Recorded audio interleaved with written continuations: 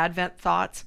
The first week we're going to release our unworthiness, the feelings of unworthiness. We're going to accept the holiness that is within us now.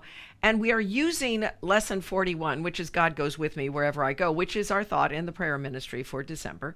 And it's such a powerful lesson. It is very simple too. It says the answer to all your feelings of unworthiness is to remember who is with you always. As it says, you can never be deprived of your perfect holiness, the reality of who you are, because the source of life goes with you wherever you go. God goes with you wherever you go. And so the first week, that was kind of our focus of remembering that, always remembering God goes with me wherever I go. Our second week was on releasing those suffering thoughts, and accepting the joy. Be joyful. It's time for us to be joyful. We're not joyful because of misery. We're joyful because the answer goes with us wherever we go. You can never suffer because the source of all joy goes with you wherever you go. You have the help you need if you are willing to listen, but you got to step back from the things that block that awareness. And on our third week, we're going to release loneliness and accept life that is all around us. That's what we forget. Even when people die, we think that ends life. No, that ends the form of a body. That may end a body. That does not end life. We've got to stop associating the things of the world. The ego has sold us a bill of goods. It says all the things you see, this is reality. And the Course would say that's an effect of a mistaken thought in the mind of the Son of God, who has the power to correct that thought through the gift that has been given him, the power of the Holy Spirit, to remind him that God goes with him wherever he goes.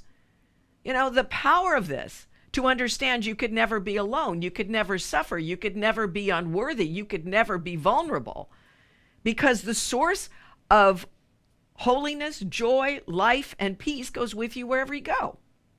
So you've got this third week where it's affirming this same thing again. You got to release those thoughts if you are going to know the life that is all around you, if you're going to know the abundance that is all around you, the joy that is all around you, the eternal connection that is all around you.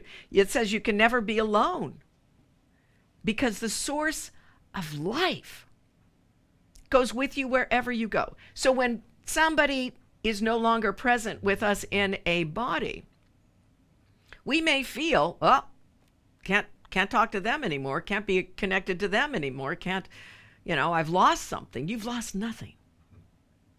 Life is all around you. If you want to choose to lose, then that is your choice. But if you want to accept the life that is all around you, that is also your choice. And the life is all around you.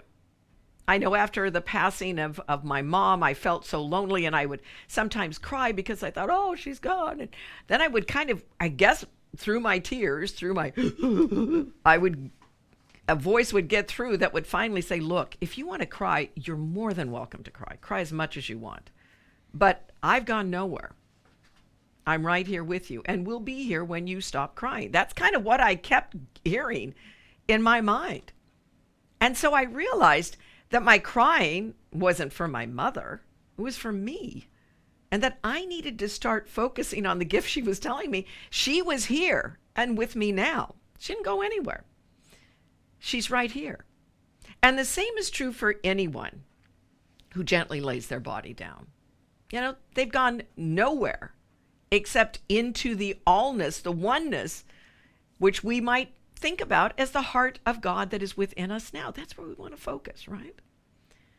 That's what the Course is basically telling us, that we are not separate. But when we are in these bodies, it still feels so separate, doesn't it? We think that bodies have to be around bodies to communicate. Bodies should agree with bodies if we're going to be in a community with each other. But joining has nothing to do with a body and nothing to do with agreement. It has to do with the awareness that you can never be alone, that you can never be disconnected from your brother or your sister or a child of God, because the source of life is within each and every one of you, but not aware to each and every one of you unless you join with that source. So we have to start releasing any of those things that block the awareness of truth to us.